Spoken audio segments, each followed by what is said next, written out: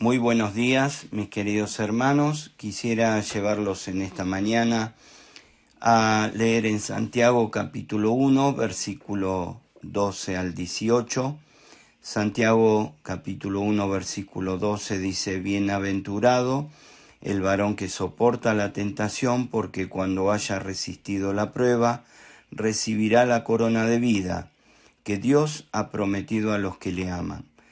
Cuando alguno es tentado, no diga que es tentado de parte de Dios, porque Dios no puede ser tentado por el mal, ni él tienta a nadie, sino que cada uno es tentado cuando de su propia concupiscencia o malos deseos internos de su corazón es atraído y seducido. Entonces la concupiscencia, después de que ha concebido, da a luz el pecado, y el pecado, siendo consumado, da a luz la muerte. Amados hermanos míos, no erréis. Toda buena dádiva y todo don perfecto desciende de lo alto, del Padre de las luces, en el cual no hay mudanza ni sombra de variación. Él de su voluntad nos hizo nacer por la palabra de verdad, para que seamos primicias de sus criaturas. Vamos a ver en esta mañana, en primer lugar, el cristiano y las pruebas. Santiago le está hablando a hermanos que estaban en la dispersión, que habían sido expatriados, habían sido corridos de sus casas, de su nación, habían perdido absolutamente todo, y allí estaban pasando algunas cuestiones muy importantes para destacar en esta carta. En primer lugar, estaba hablando de aquellas pruebas que estaban viviendo los hermanos, y fíjense que Santiago se identifica como uno de ellos. Si bien no estaba con ellos, se identifica como alguien que se encontraba viviendo esa aflicción también, aún a pesar de la distancia. Él los llama hermanos míos, o sea que les estaba hablando a creyentes, a hijos de Dios, y se refiere a un compañero en la fe. Y esto es muy importante de destacar, porque a veces miramos las pruebas de los demás como algo muy simple, como algo que deben pasar con fe, sin dudar, y un montón de cosas que podemos decir de afuera, pero cuando nos toca a nosotros nos damos cuenta que no era tan fácil. Qué importante es ponernos en el lugar del otro. Qué importante que es tener esa sensibilidad para entender la situación que están viviendo distintos hermanos en distintas pruebas.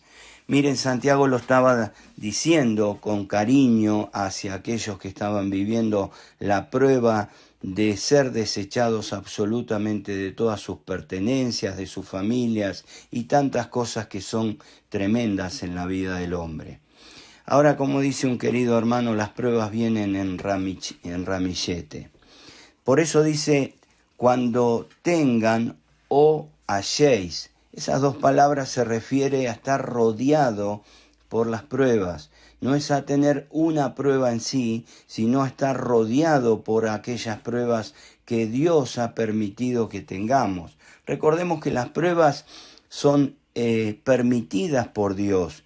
No las tentaciones, dice Santiago, que nacen de nuestros propios corazones, de los malos deseos internos que tienen nuestros corazones. Pero las pruebas son permitidas por Dios. Ahora, las pruebas son como el crisol, donde se prueba el oro. Es como un hornito donde se pone el oro y se pone a un fuego muy alto para que cuando ese oro comience a tomar forma líquida, las impurezas que hay allí puedan salir y ese oro cada vez pueda costar más, porque su valor asciende cuando es bien puro. Proverbios 17:3 dice: el crisol para la plata y la hornaza para el oro, pero Jehová prueba los corazones. Es el Señor que nos prueba. Ahora, ¿cuál debería ser el resultado espiritual? Debería ser la madurez, debería ser el crecimiento. A veces nos encontramos en la misma prueba una y otra, y el Señor seguramente quiere hablarnos para crecer en esa circunstancia. Él que conoce nuestra vida, nuestros corazones. Él es el que permite las pruebas y Él es el que a través de las pruebas quiere quitar toda impureza de nuestros corazones. Ahora, es importante que aquí Santiago dice que le pidamos a Dios sabiduría para vivir en medio de la prueba. La sabiduría que da Dios no se refiere para el conocimiento de la palabra de Dios. Aquí no está hablando de esa sabiduría, sino para vivir en medio de la prueba, para vivir la situación. Job 28:20 dice, ¿de dónde pues vendrá la sabiduría? ¿Y dónde está el lugar de la inteligencia? Necesitamos esa sabiduría que solo Dios nos puede dar para vivir en medio de esas pruebas. Muchas veces nos podemos preguntar por qué, para qué, y realmente nos hacemos esos cuestionamientos, y sabemos que muchas veces estamos en circunstancias donde no encontramos respuestas. Ahora, en ese momento debemos usar la herramienta de la oración para pedirle a Dios que nos dé esa sabiduría para poder enfrentar la prueba. Proverbios capítulo 2, versículos 6 y 7 dice, porque Jehová da la sabiduría, y de su boca viene el conocimiento y la inteligencia. Él provee la sana sabiduría a los rectos, es escudo y los que caminan es escudo a los que caminan rectamente. Ahora, ¿no es verdad que muchas veces la duda viene a nuestro corazón? La duda produce inestabilidad, nos quita la paz, nos angustia. Ahora, ¿quién puede decir que nunca dudó? Miren, la palabra nos deja un ejemplo muy claro, nada más ni nada menos que un hombre que no hubo otro como él, que fue Juan el Bautista, dicho por el Señor. Lucas 7 dice que los discípulos de Juan le dieron las nuevas de todas estas cosas y llamó Juan a los dos de sus discípulos y los envió a Jesús para preguntarle, ¿eres tú el que había de venir o esperamos a otro? Juan estaba en la cárcel, no sabía si iba a salir de aquel lugar y de hecho no salió, le quitaron la vida. Sin embargo, realmente el Señor le envió la respuesta para que Juan pueda tener la sabiduría para vivir esa prueba en paz, para saber que él estaba en control de toda la situación. Juan pudo recibir las buenas nuevas de quién y qué estaba haciendo aquel que había venido. Y no cabe duda que Juan habrá recordado las profecías que hablaban de aquel que puede levantar a los paralíticos, curar a los ciegos. Solo el Mesías podía hacer estas pruebas de poder en medio de su pueblo. Ahora, en último lugar, hermanos, en esta mañana tenemos que vencer en las pruebas. El vencer en las pruebas nos lleva a tener una mirada distinta en cada circunstancia. Tenemos que saber que hay una corona que el Señor ha prometido para aquellos que venzan. Dice Santiago en el versículo 2, en la última parte, dice, cuando haya resistido la prueba, recibirá la corona de vida que Dios ha prometido a los que le aman. Esta misma corona es la que el Señor habla a la iglesia de Esmirna.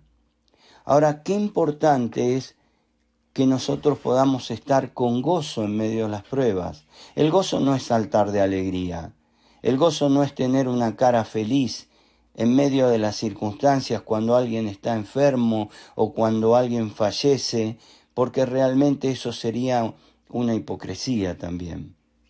Debemos tener mucho cuidado cuando hablamos del gozo como una expresión en la cara de felicidad. Hermanos, si tenemos a alguien enfermo al lado, no podemos estar sonrientes.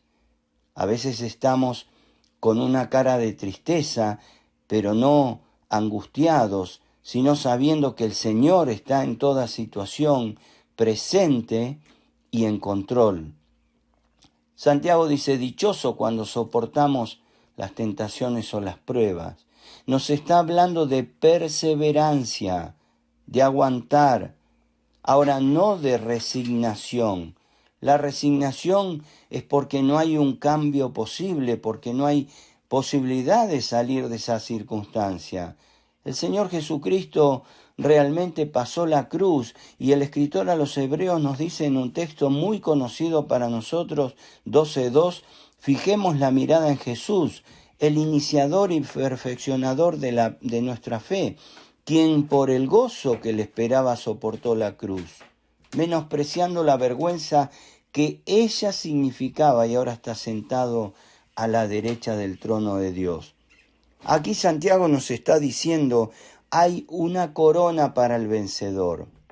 Mire, esta corona de vida era una corona que era una guirnalda que usaban al principio para manifestar que había alegría en sus corazones. Se hacía de flores y de laurel. Después se terminó utilizando para coronar a los ganadores de los Juegos Olímpicos. Ahora, esa coronación era por la constancia, por trabajar justamente en ganar y no quedarse en la mitad del camino. El mensaje a la iglesia de Esmirna en Apocalipsis 2:10 dice, no temas en nada lo que vas a padecer. Es un mandato de parte del Señor. No temas, no tengas miedo, aunque tengas que llegar a la muerte. Aquí el diablo desechará a algunos de vosotros en la cárcel para que seáis probados y tendréis tribulación por 10 días. Sé fiel hasta la muerte y yo te daré la corona de vida. ¿Saben? Estos hermanos iban a ser probados nada más ni nada menos como fue probado también Job, por el mismo Satanás. Satanás se iba a encargar de probar la fe de estos hermanos. ¿Cuántas veces Satanás se ensaña con alguno de sus hijos, de los hijos de Dios? Y saben, el Señor nos alienta a ser fieles, a tener constancia en medio de la prueba, porque hay una corona de la cual el Señor coronará tu vida y la mía en aquel momento donde nos encontremos junto a nuestro Padre Celestial. Si bien hay dos pensamientos en realidad en relación a esta corona, sinceramente yo creo que incluye los dos. El primer pensamiento es que la corona de vida es aquel momento que disfrutaremos eternamente junto al Señor, porque realmente no es que ganamos la salvación, porque la salvación es por gracia, sino porque llegamos con esa constancia hasta el último minuto de ser fieles al Señor. Pero hay otros que dicen que esta es la corona que el Señor dará a aquellos siervos fieles, así como hay distinta condena para aquellos que rechazaron a Jesucristo, también hay distinta premiación para aquellos que fueron fieles y para aquellos que no lo fueron. Sinceramente, sería importante pensar que el Señor tiene preparado una corona para tu vida y para la mía cuando somos fieles, cuando somos constantes, cuando tenemos esa esperanza puesta en el momento de encuentro con nuestro Salvador, a pesar, y es muy difícil decirlo, que lleguemos hasta la muerte. Que en esta mañana, mis hermanos, podamos vencer sobre las pruebas, podamos tener realmente esa esperanza y esa mirada que solo el Señor puede dar a nuestra vida cuando nos acercamos a Él confiados en plena certidumbre de fe. Que el Señor bendiga sus vidas.